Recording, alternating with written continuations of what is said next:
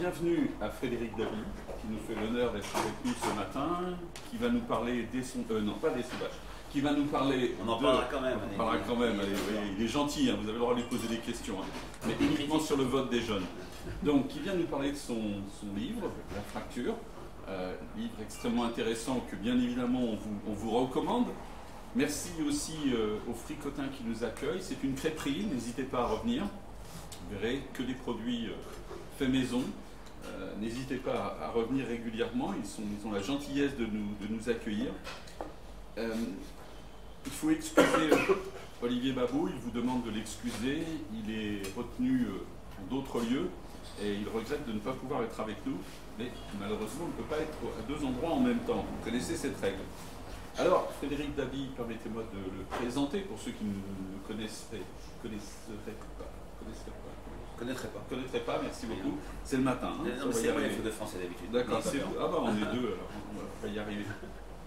Donc, c'est un des sondeurs les plus médiatisés que l'on voit sur tous les plateaux pour commenter l'actualité, mais aussi pour commenter les sondages et ce que pensent nos compatriotes, les Français, et pour chercher des explications dans les variations de ces sondages.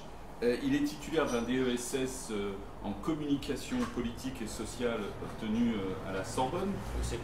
Au siècle dernier, voilà. C'est un homme de l'autre siècle. DESS, déjà, ça vous... Voilà. Oui, c'est vrai, DESS. Alors moi, ça me choque pas. Mais... Ouais, dans la salle, peut-être. Moi aussi, je suis né en 1800. Alors, il a rejoint l'IFOP en 1995. Et très récemment, hein, nommé en 2021, il est le directeur général opinion du groupe IFOP. Bien évidemment, il est très souvent sur les plateaux et il vient de publier donc, ce livre, La Fracture, dont il va nous parler de cette jeunesse, qu'est-ce qui l'a le plus interpellé, qu'est-ce qu'il a retrouvé avec ses enfants, etc. Voilà, je lui laisse la parole. On lui laisse le temps de présenter son livre et de nous présenter ses travaux, et puis on fera une série de questions-réponses après, hein, on ne va pas l'interrompre.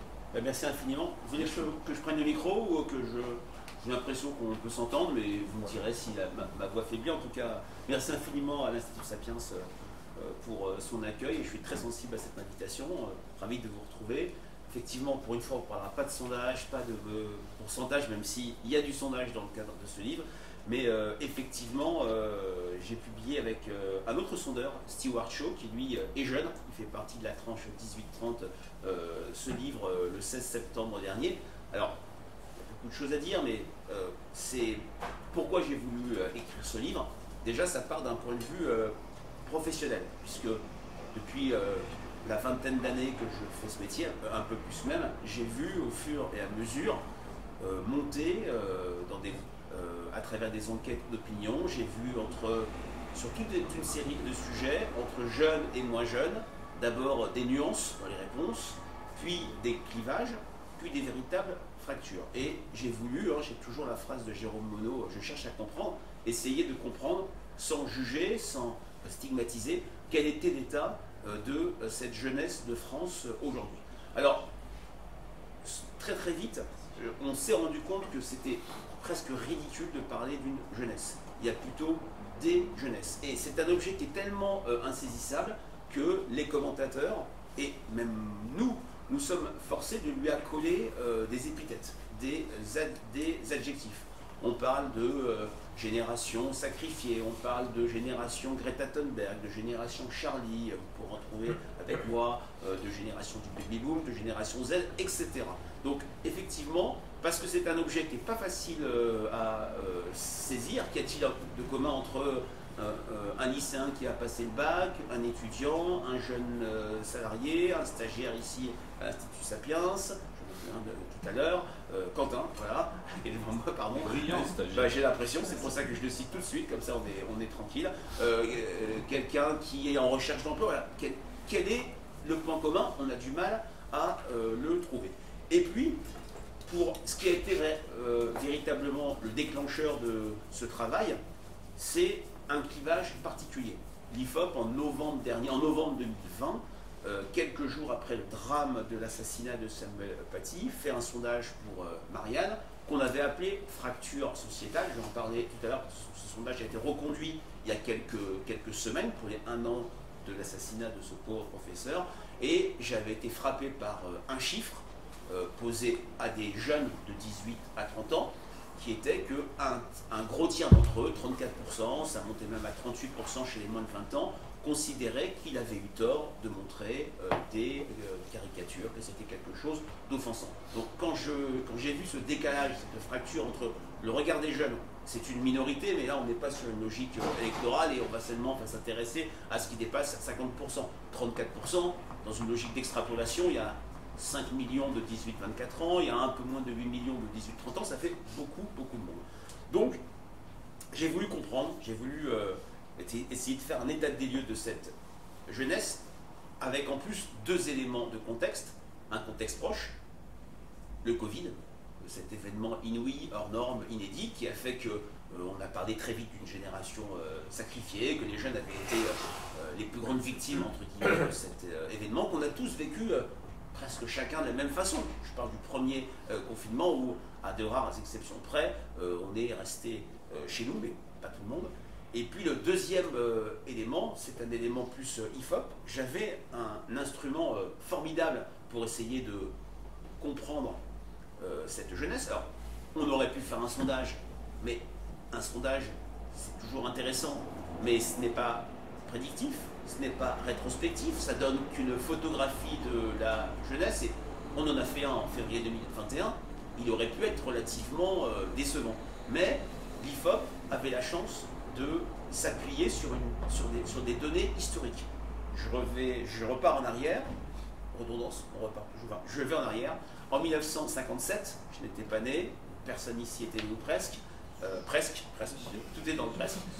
Voilà, on est bienveillant ce matin, voilà, c'est ça. On n'était pas vieux. Voilà, on n'était pas vieux, ce n'était même pas en 5e République. L'IFOP réalise la première enquête auprès des jeunes. L'IFOP à ce moment-là était le seul institut français, on était en situation de monopole depuis la création de l'IFOP en décembre 1938. Et le premier sondage auprès des jeunes est fait pour le grand news de l'époque, le grand hebdomadaire qui s'appelait l'Express, dont la patronne était Françoise Giraud, que vous connaissez sans doute, et à partir de ce sondage, elle forge un concept que vous connaissez, parce qu'il a été adapté, il a été, je dirais, repris pour le cinéma, pour toute une série de choses. Elle crée le concept de nouvelle vague. Et il se trouve qu'à chaque génération, tous les 10 ans, l'IFOP fait cette enquête. En 57, en 68, quelques semaines avant les événements de mai, en 78, en 88, en 99. Et cette enquête n'avait pas été refaite depuis 22 ans. Et donc, l'idée que j'ai eue, et que j'ai partagée avec les éditions les arènes m'a commandé une réédition de cette enquête. Et grâce à cette enquête, je levais les critiques sur un sondage, comment un sondage fait à un moment donné peut saisir la réalité de la jeunesse. Ce sondage tel qu'on l'a fait, qui a repris, je vais vous donner quelques éléments, mais c'est dans le livre, on peut faire de la pub, des éléments historiques, ça permet, ce sondage où j'ai repris en gros quasiment plus de la moitié de questions historiques qui avaient été posées parfois en 57, parfois dans les années 80, parfois en 1999, a permis d'identifier 3 types de fractures, 3 types de clivages. D'abord, les fractures au sein de la jeunesse, je le répète, ce n'est pas un bloc monolithique, même si on va voir qu'il y a des perceptions communes que le Covid a créées, donc les fractures intra-jeunes, si je puis dire, intra-jeunesse, les fractures entre la jeunesse d'aujourd'hui et celle que l'IFOP a identifiée, ces jeunesses des années 90, la jeunesse qui avait vécu la chute du mur, dont on lui parlait de la fin de l'histoire, la jeunesse des années 80, les années paillettes, mais aussi les années sida, chômage, la génération Mitterrand, les années 70, les années 60, les années 50. Donc on avait, en reprenant des questions de manière identique, avec le même protocole méthodologique, à l'époque les enquêtes se faisaient dans les années 50 en face à face, dans les années 90 par téléphone, là c'était par internet, mais le mode de recueil n'a pas d'importance. Ce qui compte, c'est qu'on avait une photo de la jeunesse. Et troisième type de fracture, j'en ai parlé sur la question de Samuel Paty, les nuances, les fractures, les clivages sur des sujets donnés entre la jeunesse d'aujourd'hui, les 18-30 ans, et les plus de 30 ans, puisque les jeunes et les moins jeunes, et effectivement, il y a des sujets où il n'y a pas du tout de clivage. Je n'en parle pas maintenant, mais sur la question des valeurs. Les valeurs sont assez proches, des valeurs assez traditionnelles avec la famille plébiscitée comme jamais. On pourra en parler dans le cadre de nos échanges de questions-réponses. Des consensus sur toute une série de sujets, mais quand même, il y a beaucoup de sujets où on avait des différences. Voilà un peu le pourquoi du livre et l'aide que j'ai pu avoir et grâce à ces enquêtes historiques et dans le livre, sur beaucoup de sujets, on a des rappels, on a une sorte de carotte géologique depuis 1957. Ça permet vraiment d'avoir des réponses fiables parce que quand vous avez un chiffre qui vous dit que 75% de la jeunesse se déclare heureuse, mais on en fait quoi? On regarde les différences femmes-hommes, 18-20, 21-25, 25-30, où c'est toujours que les 18-20 sont plus optimistes que la moyenne, que les 25-30 ans, la génération de l'insertion qui peine à s'insérer est moins optimiste, mais vraiment, c'était pas la peine de faire un livre. On montre ça dans les sondages IFOP. Mais là, on avait un instrument intéressant.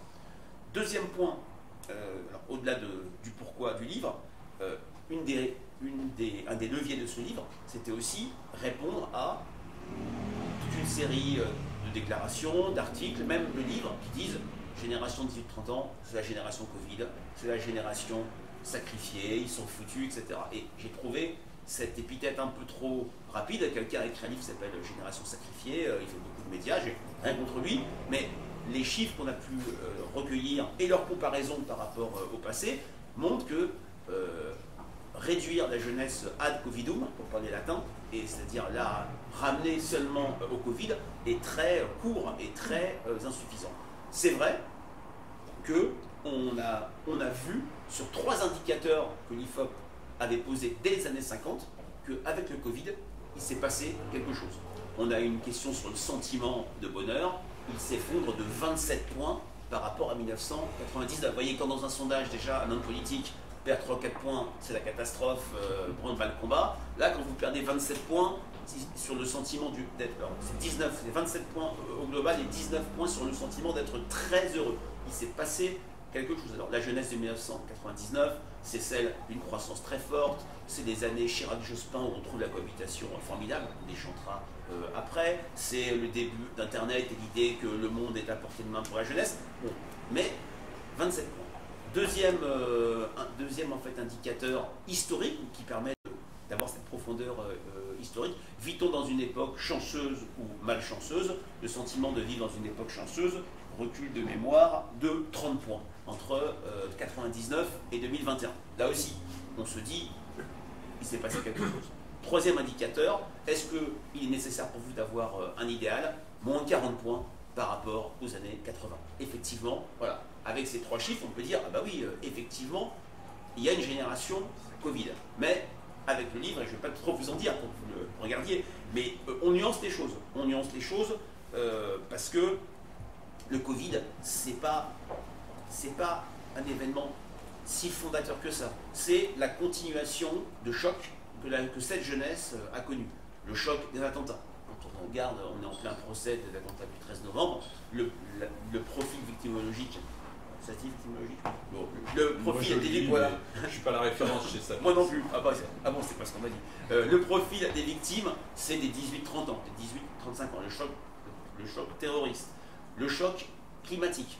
On va en parler peut-être tout à l'heure. Je suis frappé de voir à quel point, si cette jeunesse est peut-être dépolitisée, désidéologisée, si elle ne vote peut-être plus, elle est très engagée sur la question du climat. 3 quarts d'entre eux se déclarent engagés personnellement en matière de climat. Un jeune sur 5 se dit prêt à mourir pour le climat. Bien sûr, il ne faut pas prendre ce chiffre au pied de la lettre, mais ça en dit long sur leur engagement. Donc le Covid n'est qu'un choc supplémentaire, un choc, je dirais, une réplique ou un choc sismique particulier.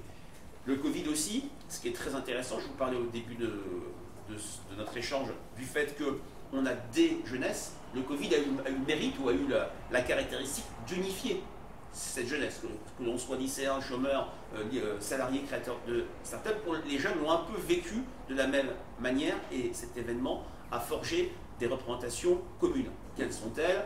Nous allons payer, c'est des chiffres entre 75 et 85%, c'est vraiment très net. Nous allons payer la dette. Je sais que Fabien s'intéresse à la dette, qui est un sujet qui n'intéresse absolument personne. On vient de mettre 4 milliards de plus dans le paquet de la dette. C'est pas grave, on aurait même dû donner... ne veut pas la rembourser. Mais oui, il faut payer. Voilà. Donc, plus de 80%, la dette, c'est pour nous. 85%, le Covid m'a empêché de mener une vie affective normale. Une jeunesse qui s'est sentie stigmatisée, on nous a reproché de ne pas respecter les gestes barrières, et à 80%, une jeunesse sacrifiée. Quand on dit ça, on dit oui, effectivement, le Covid a été un événement fondateur qui a unifié des représentations communes. Et je fais un parallèle, bien sûr, audacieux sur la génération du feu, celle de 1914, où dans l'armée française, il y avait des gens de toutes conditions, et même si je ne compare pas de suivre un cours à distance et monter sur les tranchées dans le chemin des dames, ça n'a bien sûr rien à voir, mais ça a créé, et je fais référence à des plus ou moins fausses enquêtes des années 1910-1914 qui montrent qu'il y a eu, face à la montée des périls, une unification des perceptions de la jeunesse. Mais, et c'est pour ça que l'enquête est très intéressante, qui a été faite, je ne l'ai peut-être pas dit, en février 2021 auprès de 1500 jeunes, on a fait un très gros échantillon. Pourquoi 1500? On aurait pu en faire moins, mais 1500, ça permet de faire des analyses par genre, par âge, par toute une série de catégories pour avoir cette vraie cartographie de la jeunesse. Et c'est vrai que malgré ça, dès février 2021, on a une jeunesse dans une énorme faible majorité qui reste optimiste, qui se projette positivement, qui est sur une logique de bonheur individuel, mais on va en parler d'inquiétude collective. Hein, ce qui est très frappant, c'est cette dichotomie individu-collectif, et une jeunesse qui ne pense plus Covid. Alors même qu'en février 2021, rappelez-vous, Emmanuel Macron venait de refuser un troisième confinement qui nous tomberait dessus quelques semaines après. On était dans une logique de couvre-feu, pas de restaurant, pas de merveilleux établissements comme ici. Donc voilà, c'était une période très particulière. Mais ce qui est très intéressant de voir, c'est, et j'ai vu ça sur d'autres cas d'opinion, ce Covid n'a rien créé, mais il a amplifié des tendances en cours. Il a exacerbé, par exemple, chez les jeunes, un doute à l'égard du collectif. Que le collectif s'appelle l'État. On a une jeunesse qui est presque un peu américanisée, c'est-à-dire qu'elle croit beaucoup, je ne vais pas tout aborder, mais l'entreprise, elle y croit énormément. Le jugement un peu catégorique, globalisant des années 80-90. Je donne l'exemple de 2003, quand Jean-Pierre Raffarin va à l'université d'été du MEDEF, il s'effondre chez les moins de 30 ans. Maintenant, un ministre, même un président qui va au MEDEF, c'est une tempête, ce n'est même pas une tempête dans un verre d'eau, c'est absolument rien pour les jeunes et pour les Français. Elle bute du collectif, le collectif s'appelle l'État. Il y a plus que jamais un doute vis-à-vis de l'État qui n'a pas su les protéger, que le collectif s'appelle parti politique, qu'il s'appelle association, et plus que jamais, on a une jeunesse qui croit en l'action individuelle. Si je fais une petite digression, si elle croit si fortement à la question environnementale, c'est qu'elle croit, d'ailleurs, la question climatique, et sur cette question, la jeunesse n'est pas en fracture avec les autres générations, elle n'est pas comme l'a fait Greta Thunberg sur une logique de stigmatisation comme « Oh dare you », comment osez-vous, elle est plutôt diffusionniste. La jeunesse diffuse ses perceptions, c'est le cas aussi sur le rapport au travail, on pourra y venir dans les questions-réponses, aux autres générations. Il y a encore 10 ans, quand on demandait aux Français la question environnementale, qu'est-ce que c'est, ils ne citaient quasiment jamais le climat, ils citaient l'écologie de la quotidienneté, les espaces verts, bien respirer, une alimentation saine. Maintenant, environnement égale climat, cette équation qui est archi majoritaire chez les jeunes, est maintenant majoritaire également dans le grand public. Donc une jeunesse très engagée, très mobilisée à titre individuel. Elle croit aux petits pas, elle ne croit pas à deux logiques, la logique de c'est déjà trop tard. Elle n'est pas du tout résignée sur cette question, et la logique de, qu'on entend parfois dans certains discours politiques, la logique de messieurs les Anglais tirés les premiers, c'est d'abord aux Chinois, aux Américains, aux Russes de faire des efforts avant que la France ne fasse des efforts. Donc elle est extrêmement engagée parce qu'elle a un sentiment sur la question du climat de vulnérabilité. Elle a un sentiment de frustration jamais vu, et ça me permet de revenir sur la question du rapport aux politiques. Elle est sur une véritable colère vis-à-vis de la prise en charge de l'enjeu environnemental par la sphère politique, qui est un enjeu qui est pensé comme toujours à venir par rapport auquel on procrastine. On procrastine tous dans notre vie quotidienne, on remet les choses au lendemain, mais ils ont le sentiment que c'est comme ça depuis des années et des années, parce que ces jeunes sont plutôt sur un regard à l'égard du politique qui est un regard pur dans le sens où il correspond parfaitement à l'imaginaire des Français. L'imaginaire des Français, c'est le politique, on vote pour lui et en retour, c'est une sorte d'échange transactionnel, il change la vie, il transforme le quotidien, il pèse sur le cours des choses. Et la jeunesse passe sur toute une série de sujets, le climat, les inégalités salariales. Par exemple, on a interviewé quelques personnes, une jeune fille dit quand j'étais très jeune, j'entendais ma mère dire qu'elle était moins bien payée que ses collègues hommes. 20 ans après, on est sur ce même problème. Et donc, les jeunes sont plus sur une logique, sont moins sur une logique du tous pourri.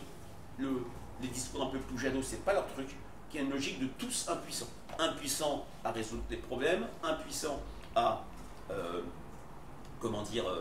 améliorer leur situation, alors même que les politiques parlent beaucoup aux jeunes. On reviendra sur la question du vote et de ce folklore présidentiel où c'est vraiment, voilà, c'est comme au patinage, dans le patinage artistique, il y a des figures libres, mais il y a des exercices imposés, et les figures imposées, c'est parler aux jeunes, valoriser les jeunes, etc. C'est ce qui explique cette logique d'impuissance, le fait que le politique ne remplisse pas son rôle, qu'on a cet exil électoral que connaît la jeunesse. Vous avez vu le chiffre IFOP TF1 de juin dernier, 84% des moins de 30 ans n'ont pas voté aux élections, non, 84% des moins de 25 ans, pardon, c'est 80 chez les moins de 30 ans, n'ont pas voté aux élections régionales, et de plus en plus dans la jeunesse, il y a une sorte de vanité du vote, dans le sens où voter c'est vain, voter ça ne change pas la vie, voter ça ne transforme pas le quotidien, et ce doute à l'égard du collectif, on le trouve ici. C'est un doute à l'égard du politique, un doute à l'égard du vote, un doute à l'égard de la démocratie. Bien sûr, il y a des chiffres spectaculaires, un tiers d'entre eux voudraient que l'armée les dirige, un jeune sur deux juge qu'il faudrait quelqu'un qui soit autoritaire. C'est pas une tentation de mettre par-dessus bord le régime démocratique, ils y sont attachés, mais c'est dans une logique d'efficacité, dans une logique de résultat, qu'ils sont prêts à être tentés par des régimes plus autoritaires parce qu'il se trouve que les choses n'avancent pas. Et puis, dans cette logique d'ode à l'action individuelle, on est moins consensuel vis-à-vis de la démocratie, dans le sens où elle consiste, avec le principe de représentativité, à cette transaction, à déléguer son pouvoir pour que des politiques changent des choses. Et voilà, compte tenu de leur attachement à l'action individuelle, ils sont souvent sur une logique qui est « qui mieux que moi peut faire avancer les choses ». Tout ça explique cette abstention très forte. Alors, ça ne veut pas dire qu'ils ne peuvent pas voter à l'élection présidentielle. Dans le livre, je fais un petit historique de tous les votes des jeunes depuis 1981. Il y a des véritables surprises. Il y a eu des élections où les jeunes ont voté autant, voire plus que les Français, dans leur ensemble. Quand je dis jeunes, je parle des primo-votants, ceux qui votent pour la première fois à une élection présidentielle, en 81, en 95, en 2007, mais ces élections avaient quoi en commun? Être des élections de rupture, de transformation, de changement, et 2022 ne rentre peut-être pas dans cette case-là, mais les jeunes croient toujours à cette magie présidentielle, et en retour, j'en parlais, jamais les politiques ne se sont jamais autant adressés aux jeunes. Alors ça va du président à travers des cadeaux, brut, TikTok, à travers beaucoup de mesures concrètes. Tous les candidats, il y a une sorte de concours l'épine de la mesure qui va permettre d'intéresser les jeunes. Pourquoi font-ils ça? Alors que quand on voit les faits cliniquement, statistiquement, on se dit les jeunes ne pèsent rien. 5 millions de 18-24 ans, vous en avez facile 1 million qui ne sont pas inscrits ou mal inscrits, 2 tiers qui ne vont pas voter. Jamais les jeunes n'ont emporté la décision électorale. En 2007, Ségolène Royal écrase au second tour Nicolas Sarkozy chez les moins de 35. Elle perd très nettement parce qu'il y a 12 millions de 50-64 ans, 13 millions de 105 ans et plus. Pourquoi les politiques ne font pas ce calcul? Pourquoi un François Fillon, lors de son fameux meeting d'Apporte de Versailles de fin de campagne, alors qu'il sait très bien qu'il est à la rue, pardon d'être trivial, auprès des jeunes, qu'il ne séduit pas du tout les jeunes du fait des affaires qui le touchent et son programme ultra-libéral, pourquoi continue-t-il à, lors de son meeting, faire une dizaine de références à la jeunesse? Parce que les politiques croient à des sortes de représentations, à des croyances magique sur la jeunesse. L'idée que parler aux jeunes, c'est parler aussi comme relais d'opinion à leurs parents, à leurs grands-parents. Ils n'ont pas tort. Le pessimisme de projection majoritaire dans le pays, c'est un pessimisme pour ses enfants et pour ses petits-enfants. Pourquoi parle-t-il aux jeunes? Parce qu'ils ont le sentiment que comprendre les jeunes, qui peuvent être diffusionnistes sur leurs idées, c'est comprendre l'ensemble du pays. Et pourquoi parle-t-il de la jeunesse? C'était le credo d'un président, d'un candidat qui a gagné en 2012, François Hollande, c'était la jeunesse. C'était très simple. Il n'a pas parlé que de ça, mais il en a beaucoup parlé. C'est l'idée que la présidentielle étant une projection dans la France de demain, une machine anti-déclin, qui mieux que les jeunes constitue cette catégorie de projection. Donc, vont-ils aller voter? C'est la question que l'on se pose aujourd'hui. On peut avoir une bonne surprise et être en rupture avec toute cette abstention massive aux élections précédentes, mais voilà, si on est toujours sur des thématiques qui leur sont éloignées, sur une campagne d'outrance, sans doute, va-t-elle encore connaître un exil électoral? Alors, on se souvient qu'en 2002, au premier tour, il y a eu une abstention massive chez les jeunes, et quand Jean-Marie Le Pen est arrivé au second tour, ils ont voté massivement au second tour. Je sais pas, j'ai encore un petit peu de temps peut-être pour parler d'un dernier point, mais je n'ai pas abordé tous les points, je vous laisse découvrir. À midi, ils nous servent le repas. Ah bah c'est super, je dois être à Bercy à 10h30, c'est super, avec plaisir. En plus, hier midi, j'ai mangé une crêpe. J'ai anticipé. Vous avez dû louper quelque voilà. chose ici. Ah non, mais elle était pas mal. Non, mais on ira. Donc voilà. Dernier point, avant de peut-être échanger, parce que j'ai bien sûr pas, je suis pas du tout abordé, puisque on avait un questionnaire d'une quarantaine de questions, énormément de thèmes, et puis il y a également du qualitatif. Parlons du fameux wokisme, qui était un terme qui était encore inconnu il y a un an et demi, et qui maintenant voilà, devient une sorte de mantra. La jeunesse est-elle woke? Le wokisme va-t-il gâcher l'universalisme? Est-ce qu'il y a un combat universalisme et modèle français versus wokisme? Ce qui est très intéressant, c'est que là je suis parti de leur... Oui. Alors je vais essayer de le définir, mais vous avez, c'est une question qui est tout à fait... il y a encore un an et demi, ce mot ne me disait rien. Le constat, c'est quoi? C'est que sur tous les sujets, les jeunes, et là c'est plus les jeunes filles que les jeunes hommes, une des surprises de ce livre, c'est qu'il y a bien sûr des clivages entre les 18-20, les 21-25 et surtout les 25-30, mais il y a de plus en plus des clivages femmes-hommes. Il y a une opinion publique féminine, je trouve, qui émerge pour toute une série de sujets, auprès des jeunes, mais aussi auprès de l'ensemble des Français. Le constat que font ces jeunes, c'est que la société est injuste.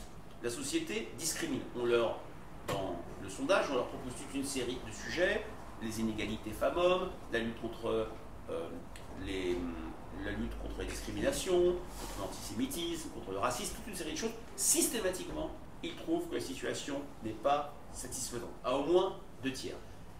Ce n'est pas une vraie surprise. La jeunesse des années 80, celle pro-Mitterrand, anti-Chirac, anti-Giscard, etc., c'était oui, les inégalités, les injustices, ça reste un moteur. La différence, c'est que cette jeunesse a une petite majorité, mais c'est quand même beaucoup de monde, considère que ces inégalités, ces discriminations sont créées, sont entretenues par l'État, par les pouvoirs publics. C'est l'idée d'inégalité systémique. Et là, on bascule vite dans le wokisme que je vais essayer de définir. Ces jeunes comme M. Jourdain font peut-être du wokisme sans le savoir. Il y avait une enquête IFOP Express qui montrait que ces termes intersectionnels, wokisme, n'étaient pas connus par beaucoup de jeunes, mais quand même, un nombre non négligeable. Quels sont les piliers du wokisme avec lesquels beaucoup de jeunesse, une partie importante de la jeunesse match, si je puis dire? C'est la société est systémiquement injuste, discriminatoire, et il faut protéger, valoriser, chérir, si je puis dire, toutes les minorités qui sont par essence victimes, par essence discriminées. On a une sorte d'assignation à résidence de ces minorités, par exemple les Français de confession musulmane, mais aussi les femmes, toute une série des homosexuels, etc. C'est l'idée que l'État entretient des discriminations à leur égard. Il y a un chiffre qui m'a fait bondir, mais je le répète, je n'étais pas dans une logique de stigmatiser, de juger, mais d'essayer de comprendre. On a dans cette enquête 35% des jeunes qui considèrent qu'il y a un racisme d'État en France. Quand on parle de racisme d'État, moi je pense plutôt à l'Afrique du Sud, je pense aux lois de Nuremberg de 1935 du Troisième Reich, je ne pensais pas à notre État républicain. Et c'est vrai que tout ça fait que la jeunesse va avoir, c'est une génération qui n'est pas du tout charnelle, va ne pas comprendre ou pas réussir à opérer la distinction que font une énorme majorité des Français sur par exemple le droit au blasphème.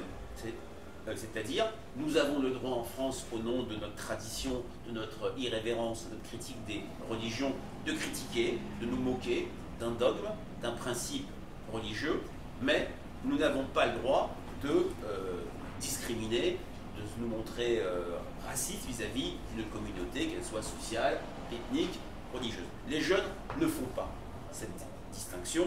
Ils sont trois quarts à dire qu'il ne faut pas se moquer des religions pour ne pas offenser les croyants. C'est cette génération offensée, cette génération indignée. Je parle d'une génération snowflakes, ça vient des États-Unis, c'est-à-dire une génération flocon de neige qui ne va pas supporter la moindre offense. Et sur ce sujet, ce qui est inquiétant sur cette question du wokisme, sur cette question du racisme d'État, des discriminations, de la survalorisation et de la sacralisation des minorités, il y a des jeunes et des moins jeunes qui pensent pas du tout pareil, mais ils n'entrent pas en conflit parce qu'ils ne se comprennent pas. Chacun est dans son couloir, chacun met des mots et des acceptions différentes à des termes communs. Exemple, laïcité, auprès du grand public, c'est-à-dire les plus de 35 ans, à une énorme majorité, c'est des données IFOP pour la fondation Jean Jaurès. Qu'est-ce que c'est que le principe laïque? C'est séparer le politique du religieux et faire reculer l'influence des religions. Alors moi, c'est une définition à laquelle j'adhère, mais chez une majorité assez nette, 2 tiers des moins de 30 ans, notamment les 18-20, notamment les plus jeunes, notamment les femmes, la laïcité, c'est assurer l'égalité entre les religions et assurer leur visibilité dans l'espace public. C'est ce qui explique que ces jeunes ne sont pas défavorables à ce qu'il y ait des mamans voilées qui accompagnent des enfants, qu'il y ait des professeurs voilés, qu'il y ait même des prières de rue. Voilà. Sur ça, on est sur 2 mondes à part. Chacun est dans son couloir et la fameuse apostrophe que je ne connaissais pas il y a encore 2-3 ans, OK Boomer, devient maintenant un Bye Bye Boomer. Parce que on n'est plus comme dans les enquêtes IFOP des années 50-60 où on voyait que la famille était le lieu du conflit, mais d'un conflit assez pacifié, mais du conflit sur les inégalités femmes-hommes, sur la gauche et la droite, sur les mœurs.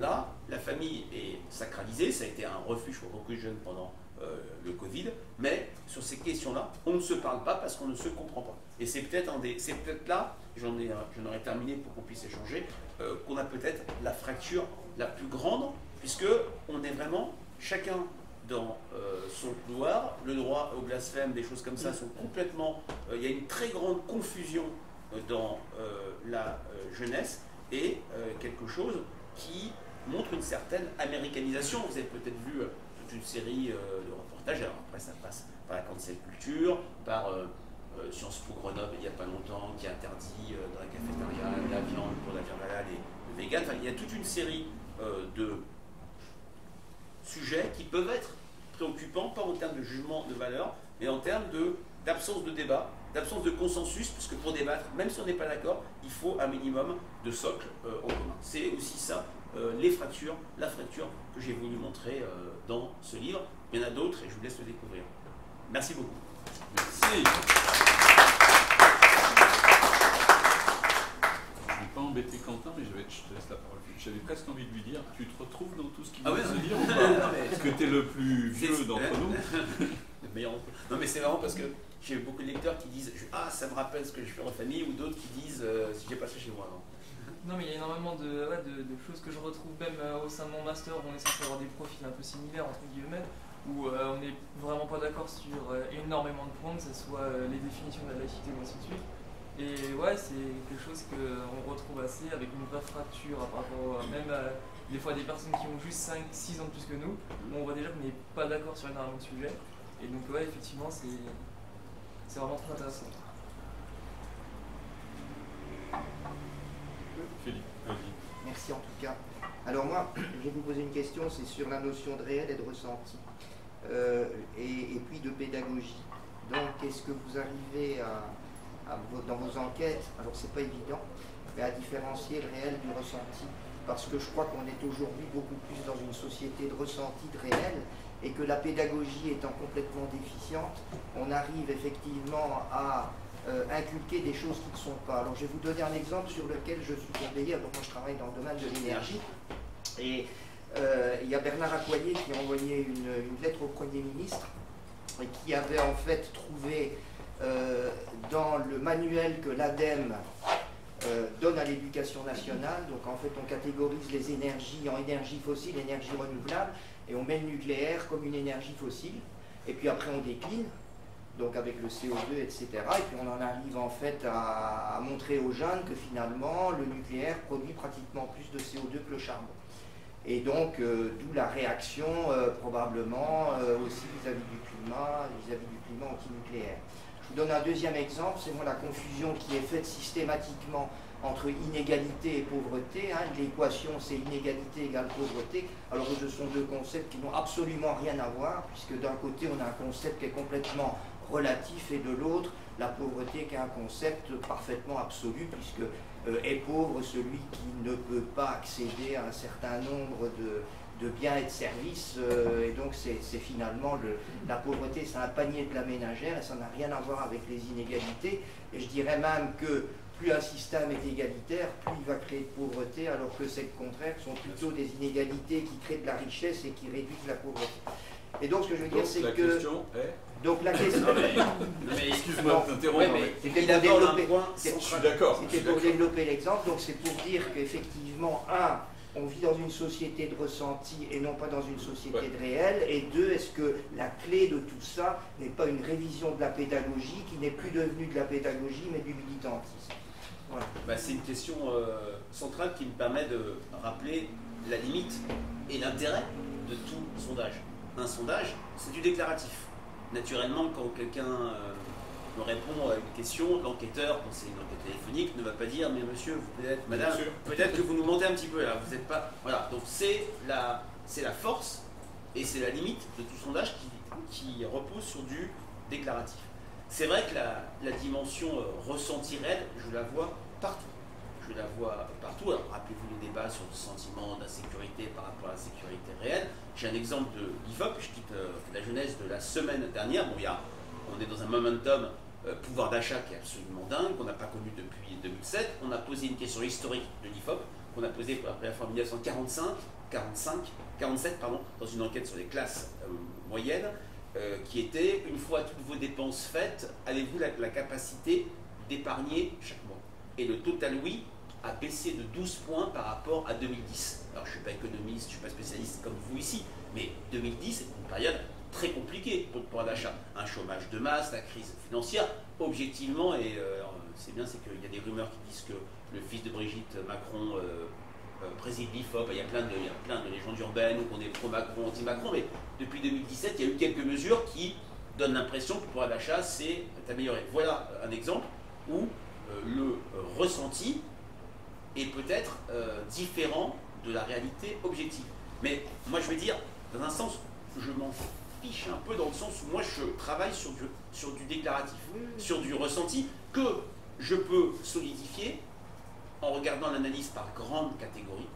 Dans le sondage que je viens d'évoquer sur la capacité d'épargne, c'est comme d'habitude chez les 50-64 ans, chez les 25-34 ans, chez les générations charnières qui souffrent le plus et qui votent le plus pour Marine Le Pen, voire pour Éric Zemmour, que le sentiment de perte de capacité d'épargne est le plus fort. Et puis, c'était l'atout de ce livre. La profondeur historique me permet aussi de mettre en perspective différents résultats. Mais là, vous touchez la question centrale. Et vous parliez du nucléaire. Tout à l'heure, je fais une toute petite digression. Le nucléaire, les sondages sur le nucléaire, je vais dire être très très direct, ne valent absolument rien. Car c'est un sujet, c'est un des rares sujets où le nucléaire, c'est la politique de Gilles, ça fait 40 ans qu'on est dedans, il n'y a jamais eu de débat public, de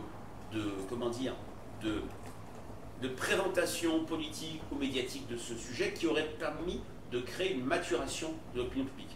Vous posez une question de sondage pour ou contre le nucléaire, vous avez une opinion extrêmement contrastée, du 51 à 49. pas de clivage particulier, peut-être un clivage générationnel.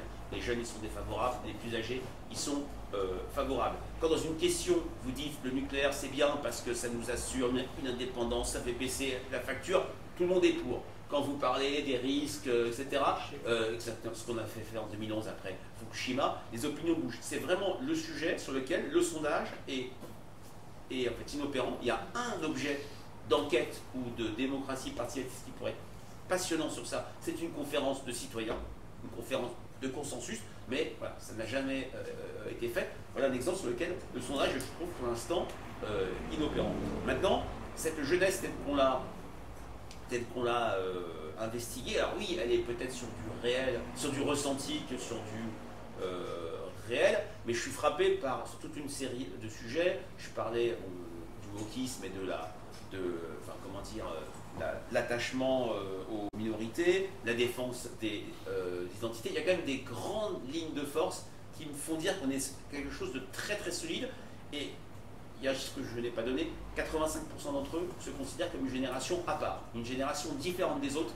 Il n'était que 17% en 1957 et à peine un tiers quelques semaines avant mai 68. Ils se sentent à part. Et ce qui sera un élément passionnant, mais dans 5-10 ans, voir si les réponses que j'ai eues étaient un effet d'âge ou un effet de génération. Et moi, je pense que sur beaucoup de sujets, on est sur un effet de génération plus que sur un effet d'âge. Merci. Je vous en prie. Je ferai plus court pour la réponse. Oui, j'aurais aimé avoir un éclairage sur les clivages au sein de cette jeunesse. Est-ce qu'il y a une segmentation? Alors, il y a tellement de sujets que je ne peux pas tous les aborder. Sur le regard concernant le Covid, on a eu vraiment des représentations communes. J'ai parlé dans le livre d'événements fondateurs. Ce qui m'a frappé, c'est que, bon, il y a toujours ce clivage 18-20 ans, 18-22 ans, où toute proportion gardée, on est protégé, en famille, aidé, même si on vit seul, parfois on souffre. Il y a des chiffres quand même qui font peur, quand on a entre 20 et 24% des jeunes interrogés qui ont vu pendant le Covid un stage être interrompu, une formation, un contrat. C'est minoritaire, mais voilà, dans une logique d'extrapolation, ça fait beaucoup de monde. Mais ce qui m'a le plus frappé, comme je vous le disais, c'est moins ces clivages générationnels que les clivages de genre.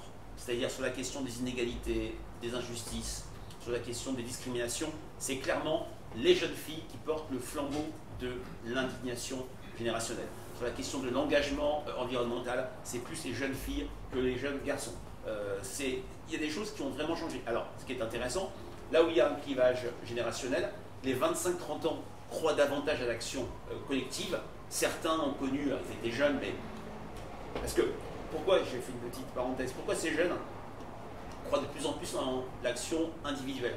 Tout simplement qu'ils n'ont pas été exposés à des grandes victoires collectives. Ils n'ont pas connu 86, alors exactement, 86, la loi de Vaquet, 94, les mouvements contre le CIP, 95 contre les lois Juppé, 2006 contre le CPE. Il n'y a pas eu une seule, enfin peut-être que je me trompe, un grand mouvement d'action collective qui a fait plier un gouvernement. Donc les 25-30, voire les un peu plus âgés sont encore sur le collectif, mais les plus jeunes ne croient qu'en l'action individuelle. Ce qui m'a frappé aussi, c'est une vraie homogénéité sociale. Alors bien sûr, il y a des petites nuances sur l'optimisme entre enfants d'ouvriers, ouvriers eux-mêmes, par rapport aux catégories moyennes et supérieures, mais elles sont très fortement atténuées. C'est dire, comme le Covid a homogénéisé beaucoup de perceptions. Et puis, dans le livre, il y a des manques, je n'ai pas pu tout aborder, je ne suis pas spécialiste des médias, je fais quelques références à leurs pratiques médias, mais ce n'est pas le cœur du livre.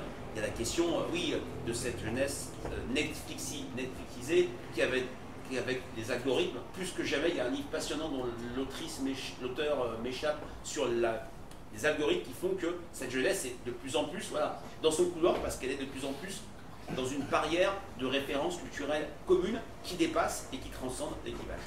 Et l'auteur est Religion. Voilà, merci Religion. beaucoup. En plus, Religion. Pierre, je te passe la parole après. Non, Oui, j'ai une question.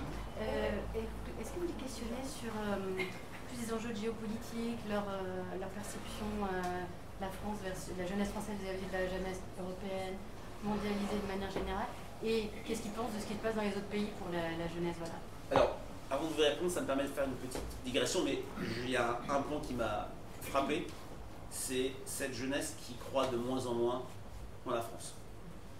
Quand on leur demande quels sont leurs mots préférés, où il y a une sorte, dans le chapitre sur les valeurs, on a des points communs très forts entre jeunes et ensemble des Français. Il y a ce grand mouvement d'homogénéisation des valeurs, mais le mot préféré chez les plus de 35 ans, c'est France.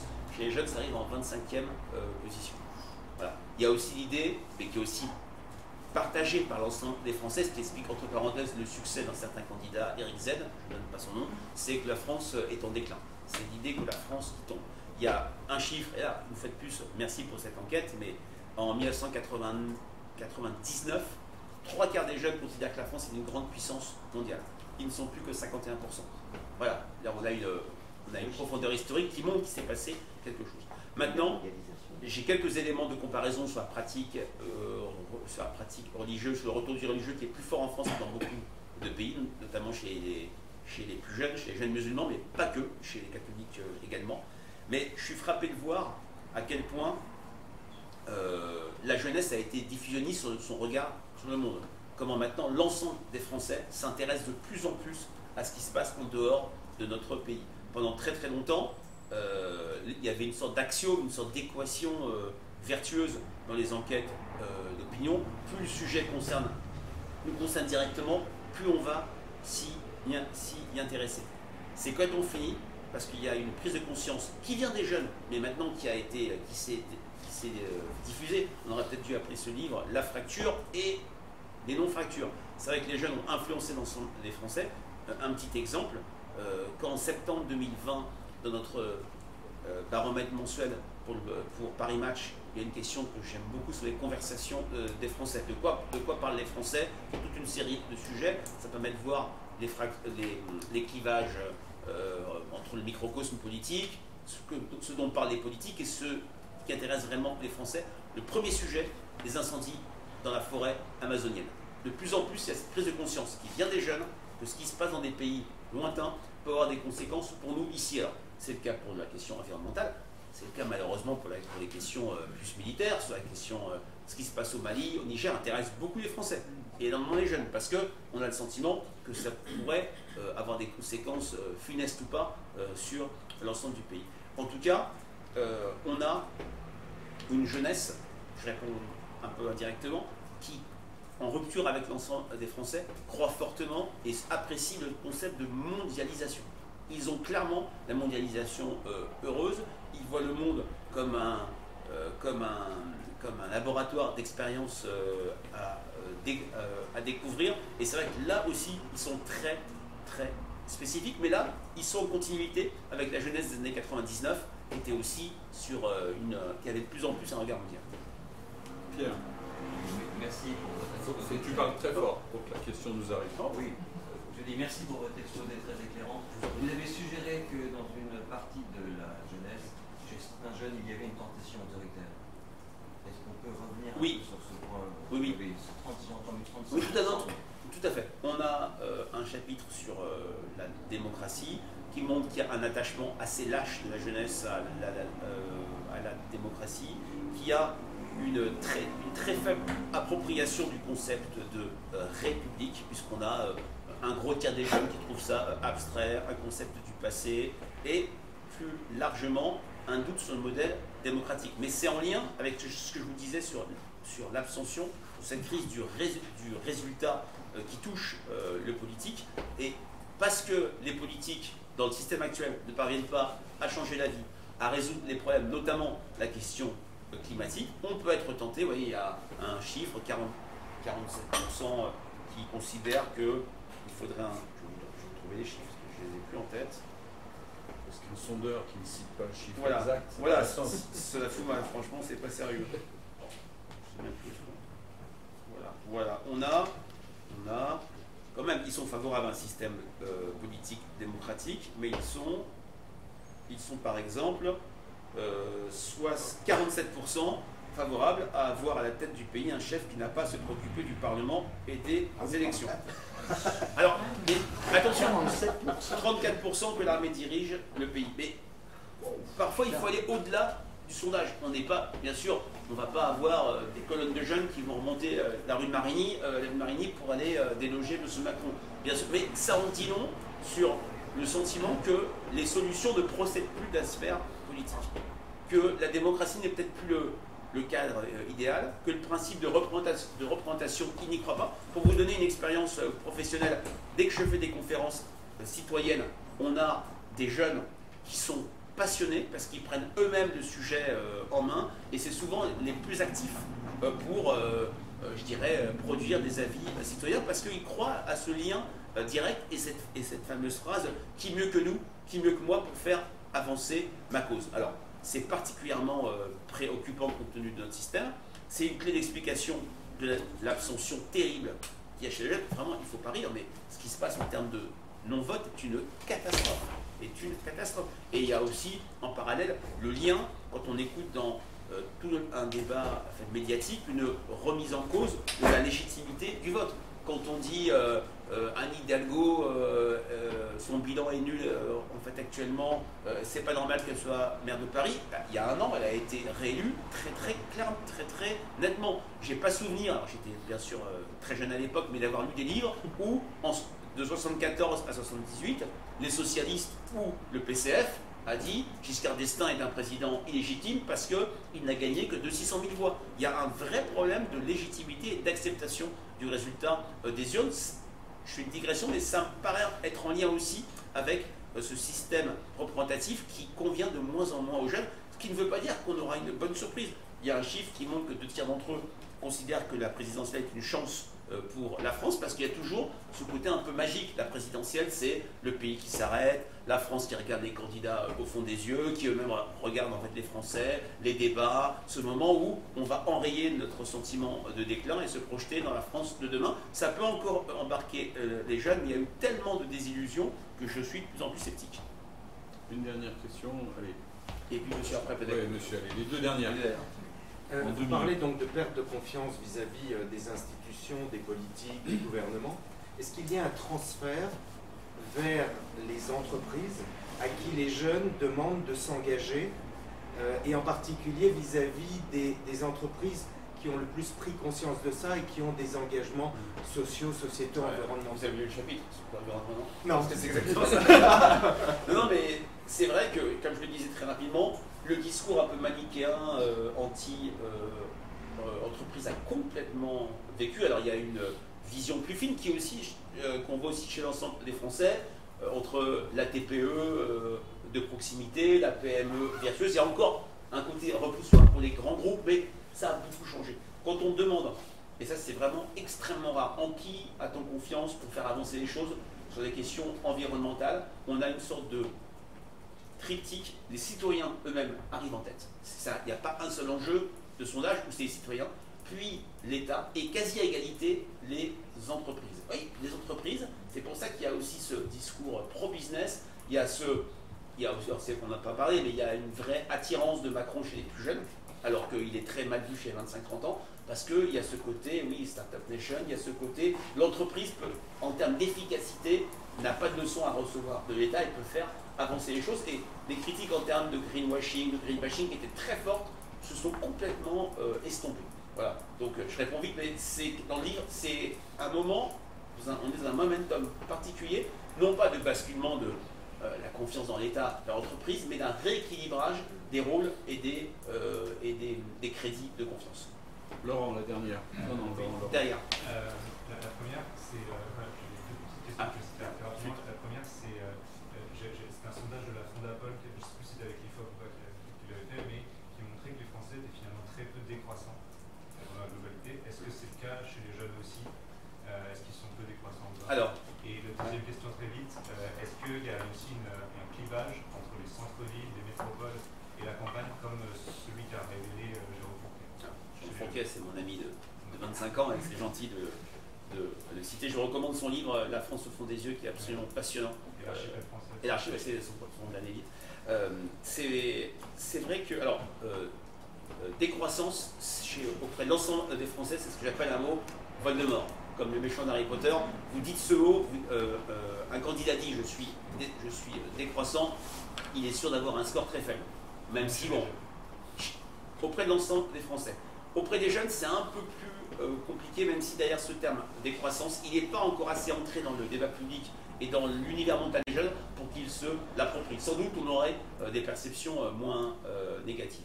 Alors, sur centre-ville, monde rural, c'est dommage parce que là, vraiment, j'aurais pu faire très très long. Je travaille avec l'association des familles rurales depuis des années. On a fait des très nombreuses enquêtes qui montrent quelque chose, qui montrent que le discours en fait, misérabilise sur les ruralités, la ruralité versus dans les centres-villes, tout va très bien, ça ne résiste pas au fait. Il y a de la souffrance, il y a des soucis d'accès aux soins dans les centres-villes, y compris des grandes métropoles, et beaucoup de bonheur dans les ruralités. Et c'est vrai que dans cette enquête, on voit peu de clivage centre-ville ou ville rurale, sauf sur la question environnementale, où on a le sentiment que c'est dans la ruralité qu'on va plus faire avancer les choses. Également, quand même, du côté des jeunes, l'optimisme est moins fort, la capacité à se projeter est moins évidente du côté des jeunes ruraux par rapport à l'ensemble des jeunes. Merci beaucoup. Merci à vous.